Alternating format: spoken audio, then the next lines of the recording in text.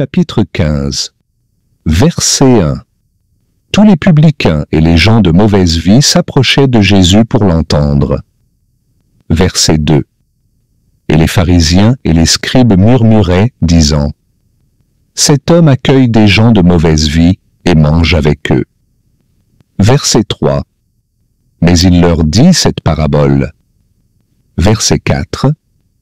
Quel homme d'entre vous, s'il a 100 brebis, et qu'il en perde une, ne laisse les 99 autres dans le désert pour aller après celle qui est perdue, jusqu'à ce qu'il la retrouve? Verset 5. Lorsqu'il l'a retrouvée, il la met avec joie sur ses épaules. Verset 6. Et, de retour à la maison, il appelle ses amis et ses voisins, et leur dit, « Réjouissez-vous avec moi, car j'ai retrouvé ma brebis qui était perdue. » Verset 7. De même, je vous le dis, il y aura plus de joie dans le ciel pour un seul pécheur qui se repent que pour 99 justes qui n'ont pas besoin de repentance. Verset 8.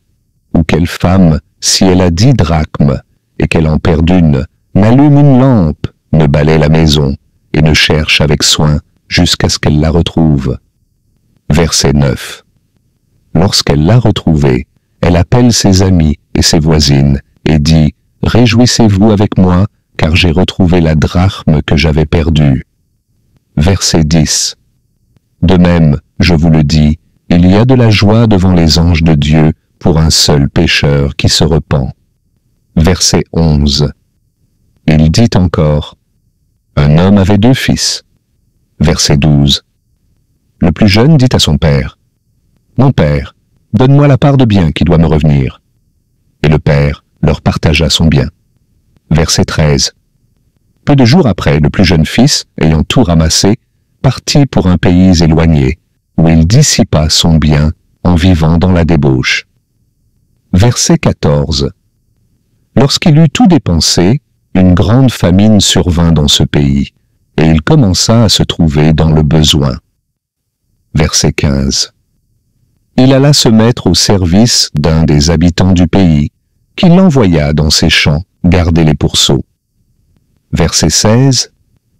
Il aurait bien voulu se rassasier des carouges que mangeaient les pourceaux, mais personne ne lui en donnait. Verset 17.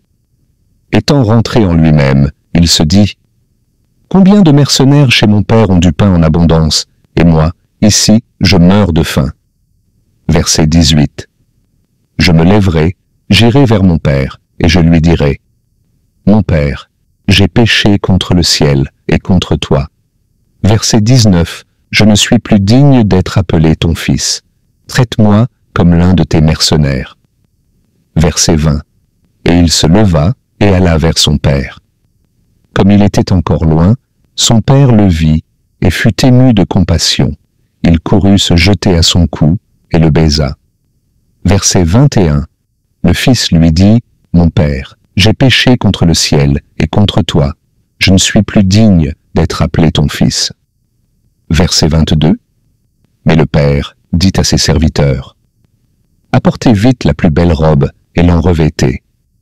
Mettez-lui un anneau au doigt et des souliers aux pieds. » Verset 23. Amenez le veau gras et tuez-le. Mangeons et réjouissons-nous. Verset 24. Car mon fils que voici était mort, et il est revenu à la vie. Il était perdu, et il est retrouvé. Et ils commencèrent à se réjouir.